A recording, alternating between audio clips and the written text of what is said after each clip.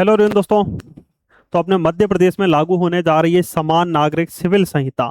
साथ ही साथ मध्य प्रदेश ने एक और नई उपलब्धि हासिल कर ली है कि देश की सबसे लंबी जो जल टनल है, देश की सबसे लंबी जो वाटर टनल या जल टनल है, वो मध्य प्रदेश के कटनी जिले के सलीमनाबाद में बनी है।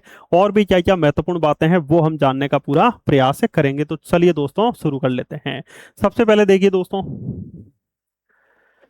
सबसे पहले देश के दिल में समानता का सूर्योदय हो चुका है। बराबरी की लौ और न्याय की राह है। अपने मध्य प्रदेश में समान नागरिक सिविल संहिता जो है ये लागू होने की पूरी तैयारियां चल रही है। पर आखिरकार सबसे पहले ये जान लीजिए, आखिरकार समान नागरिक सिविल संहिता होती क्या है। समान नागरिक सिविल संहिता जो है ये आखिरकार होती क्या है, ये हम जानने का प्रयास करते हैं। भारतीय संविधान का भाग 4 राज्य के नीति निदेशक तत्व आपने पढ़ा होगा, डीपीएसपी। डीपीएसपी जो है ये पढ़ा होगा, और डीपीएसपी में आर्टिकल 44 पढ़ा होगा। आर्टिकल 44 जो कहता है, ये कहता है कि समान नागरिक सिविल संहिता, यानी भारतीय संविधान सभा जो है ना, भारतीय संविधान में भाग 4 में आर्टिकल 44 जोड़ दिया। जिसका उद्देश्य क्या था, जिसका उद्देश्य ये था कि सभी पूरे भारत में सभी धर्मों से ऊपर उठते हुए एक समान नागरिक सिविल संहिता, सभी के लिए समान कानून जो है वो होने चाहिए। क्या होने चाहिए, सभी के लिए समान कानून। ये कह दिया गया राज्य का कर्तव्य है, राज्य जो है ये सभी के लिए समान कानून हो, ऊपर धर्म से जो है ऊपर उठ के। समान कानून मतलब समझ रहे हो ना, जैसे हिंदू धर्म में मान लो तलाक की एक शादी कर सकता है व्यक्ति, ये है। इस्लाम जो इनके इस्लाम धर्म में जो पर्सनल लॉ है उसमें 4 शादी हो सकती है। तो सभी के दोस्तों जो धर्म रीति रिवाज है वो अलग अलग है, उनको हटा के एक सर्वोपरि कानून जो बना दिया जाए, जिससे महिलाएं भी जो हैं ये सशक्त हो, तलाक के बाद जो भरण पोषण मिलता है वो भी उन्हें एक तरह से मिले। तो इसीलिए दोस्तों ये समान नागरिक सिविल संहिता कानून जो है लाया गया है। चोरी डकैती के लिए तो सभी धर्मों के लिए सब बराबर है, पर पर्टिकुलर धर्म से रिलेटेड जो पर्सनल लॉ बने ना उत्तराधिकार को लेके, उनके लिए जो है वो समान कानून बना दिया जाए। यही क्या था, समान नागरिक सिविल संहिता हो जाएगा। भारतीय संविधान के भाग 4 के आर्टिकल 44 में बताया गया कि राज्य का कर्तव्य है, राज्य समान नागरिक सिविल संहिता लागू करेगा। पर भारत की आजादी के इतने सालों बाद भी समान नागरिक सिविल संहिता लागू नहीं की गई। इसका मतलब ये बहुत बड़ा खतरनाक मुद्दा है। इसके बावजूद भी मध्य प्रदेश सरकार ने कदम उठाए हैं, और समान नागरिक संहिता से सामाजिक बदलाव की आस है। 70 साल का युगांतरकारी क्षण। तो इसमें यह बता दिया गया है कि कौन कौन से क्या राज्य हैं। और साथ ही साथ दोस्तों, पुर्तगालियों के समय से ही गोवा जो है ना, गोवा गोवा में समान नागरिक सिविल संहिता जो है ये क्या है दोस्तों, लागू है। उत्तराखंड पहला राज्य हो जाएगा जो स्वतंत्र भारत के बाद विधेयक के माध्यम से उसने समान नागरिक सिविल संहिता जो है ये लागू की थी। इसके अलावा दोस्तों ये देखो, असम गुजरात भी हो जाएगा। गोवा में स्वाधीनता से पहले अभी भी एक विशेष यूसीसी जो है ये प्रभावी हो जाएगी। उत्तराखंड में जनवरी 2025, असम में मई 2025 और गुजरात में मार्च 2026। देश के 4 राज्यों में समान नागरिक संहिता को मिली है मंजूरी, हो जाएगा। ठीक है। और मध्य प्रदेश सरकार ने भी समान नागरिक संहिता को लेकर पूरी योजना बैठक तरीके से तैयार कर ली है। विशेष पोर्टल पर मांगे गए सुझाव 23 मई को, सुझाव देने की अंतिम तिथि 22 जून 2026 थी। नागरिकों से प्राप्त कुल सुझाव, ये सारी चीजें मांगी गई है। उच्चतम न्यायालय ने कब कब समान नागरिक संहिता की जरूरत पर टिप्पणी की है, जैसे शाहबानो बनाम मोहम्मद अहमद खान का केस हुआ था 1985, उसमें बताया गया। जॉर्डन डियंगडे बनाम एस एस चोपड़ा हो जाएगा। सरला मृदुल बनाम भारत संघ हो जाएगा। पन्नालाल बंसीलाल पिट्टी बनाम, उसमें जो इन सभी केसेस जो है उसमें समान नागरिक सिविल संहिता की बात की गई है। ठीक है।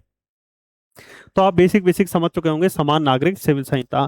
तो उत्तराधिकार की स्पष्ट और न्यायपूर्ण व्यवस्था होगी, यानी जो संपत्ति है ना, संपत्ति के जो उत्तराधिकारी हैं, समान नागरिक सिविल संहिता में कह दिया गया सभी धर्मों के लिए जो भी संपत्ति के जो भी इसमें कानून बनाए जाएंगे उसी अनुसार वो संपत्ति के उत्तराधिकार होंगे। यानी बिना वसीयत मृत्यु होने पर संपत्ति का प्रथम अधिकार क्लास 1 वारिसों, जीवन साथी, बच्चों, माता पिता और 3 पीढ़ियों तक के सीधे वंशजों को मिलेगा।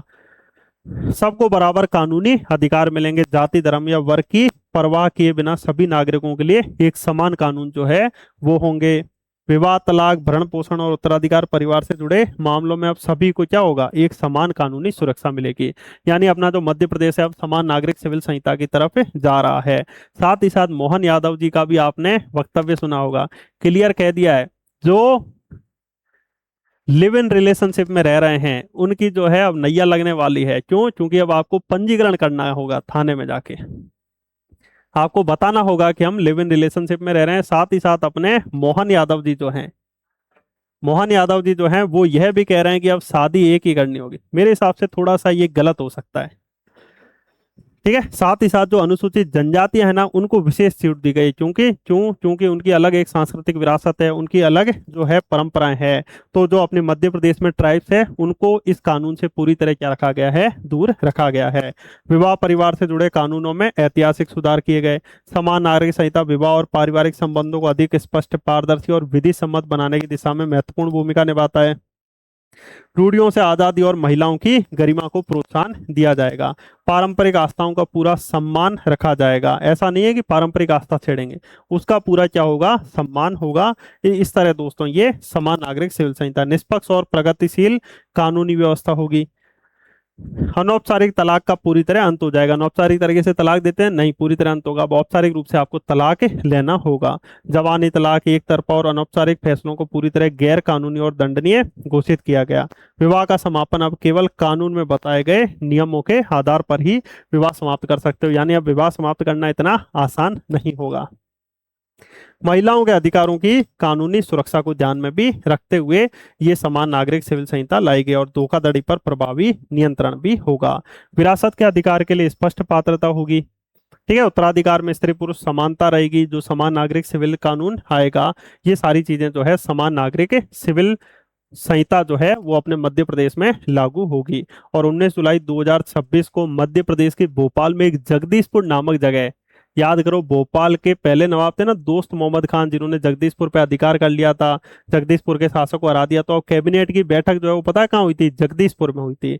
यहाँ समान नागरिक संहिता पर बात की गई। बहु विवाह पर पूरी तरह रोक और विवाह और तलाक पर पंजीयन अनिवार्य होगा। लिव इन रिलेशनशिप का पंजीयन अनिवार्य है। देखो, बहु विवाह पर पूरी तरह रोक लगाई गई, पर बहु अफेयर जो है ना उस पर कोई रोक नहीं लगी है।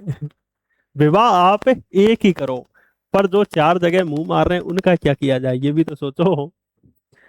इससे अच्छा तो कम से कम बहु विवाह तो वैसे तो पूरी तरह रोक लगनी चाहिए, पर एक विवाह करके जो चार जगह अफेयर कर रहा है या कर रही है उसका क्या किया जाए, ये मोहन यादव जी ने क्लियर स्पष्ट नहीं किया है। तो मेरी मांग है मुख्यमंत्री मोहन यादव जी से, ये स्पष्ट जरूर कर दें कि एक विवाह के बाद जो चार जगह मुंह मार रहा है उसका क्या किया जाए। सभी जाति, धर्म या वर्ग के नागरिकों के लिए एक समान कानून सुनिश्चित होंगे। जुबानी, एक तरफा और अनौपचारिक तलाक पूरी तरह से गैर कानूनी और दंडनीय होंगे। ठीक है।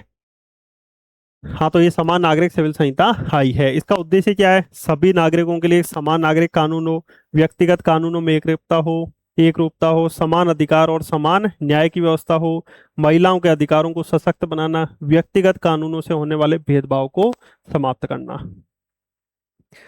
सभी नागरिकों के लिए समान कानून होगा, धर्म के आधार पर नहीं होंगे अलग अलग व्यक्तिगत कानून। ठीक है। तो ये आया है। एक प्रदेश एक कानून जल्द लागू होगा और सीएम सुगम परिवहन सेवा भी शुरू होगी।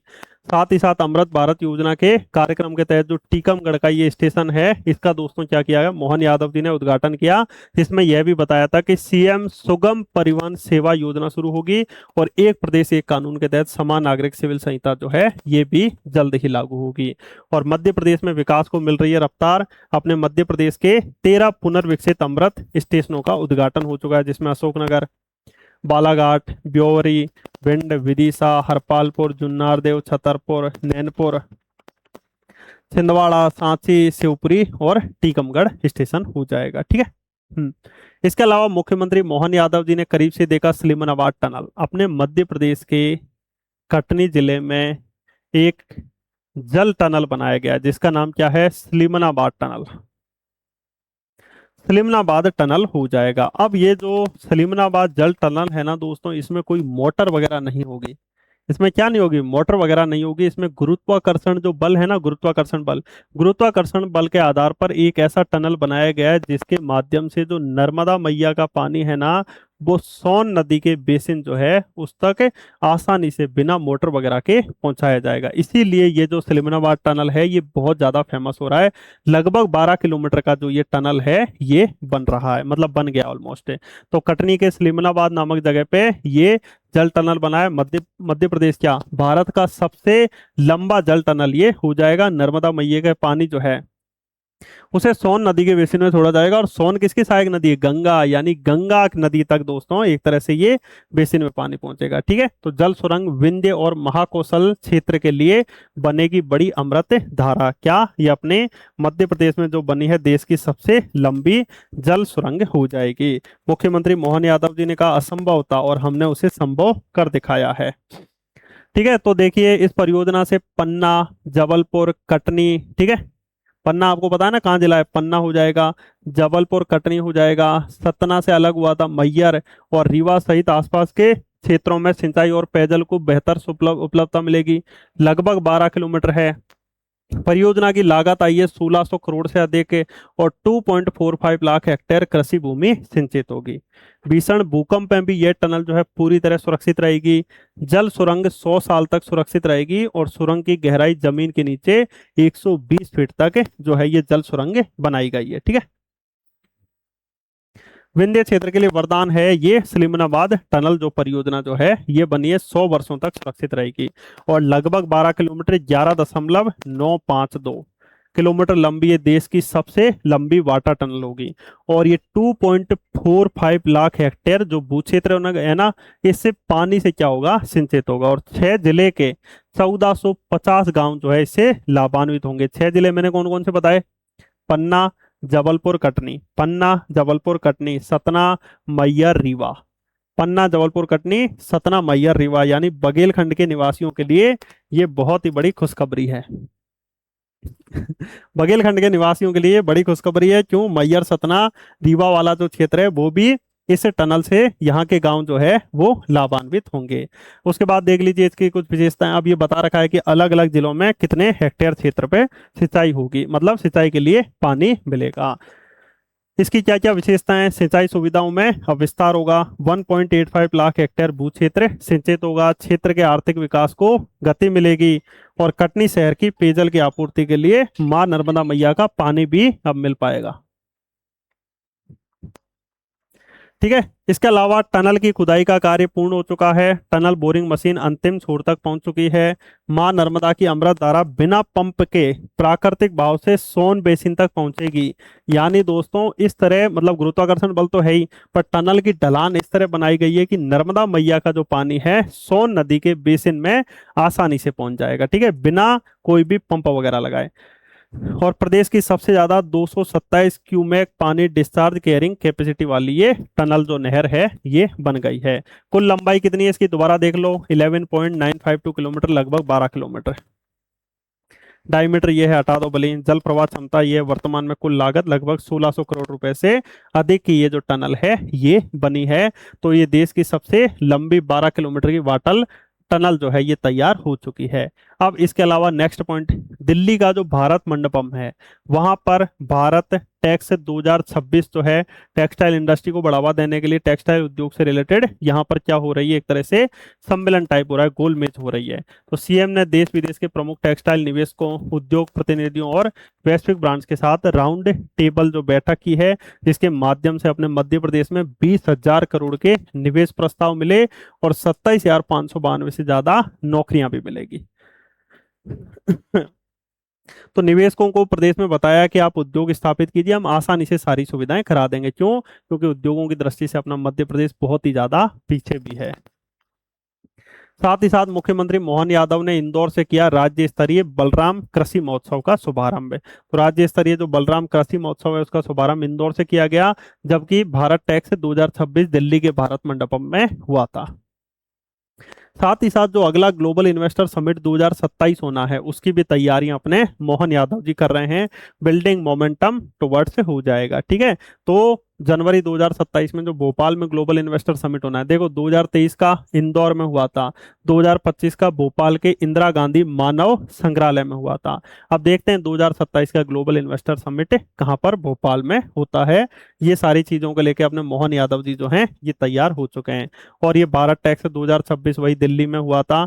टेक्सटाइल क्षेत्र में निवेश का नया अवसर है। अपने मध्य प्रदेश में भी पीएम मित्रा पार्क जो है वो धार में बन रहा है। टेक्सटाइल इंडस्ट्री को बढ़ावा देने के लिए और निवेशकों को भी आकर्षित करने के लिए मोहन यादव जी भारत टैक्स 2026 में गए थे। मध्य प्रदेश की उद्योग हितैषी नीतियों का होगा प्रदर्शन, टेक्सटाइल, गारमेंट और फुटवियर क्षेत्र पर विशेष फोकस किया जाएगा। ठीक है, तो इसको लेके तैयारियां चल रही हैं। उसके बाद समान नागरिक सिविल संहिता पर ये तैयारियां चल ही रही है, हो ही चुकी है। इसके अलावा दोस्तों इंदौर से अबू धाबी अंतर्राष्ट्रीय हवाई सेवा का भी शुभारंभ हो चुका है, नॉर्मल है, पढ़ लीजिए। ठीक है, तो ये कुछ महत्वपूर्ण तथ्य थे आपके, इससे रिलेटेड मैंने सोचा आप सभी को बता दूं, और मैं आशा कर रहा हूं आपको ये क्लास अच्छी लगी होगी। तो मिलते हैं नेक्स्ट क्लास में। सो थैंक यू फ्रेंड्स, जय हिंद, जय भारत।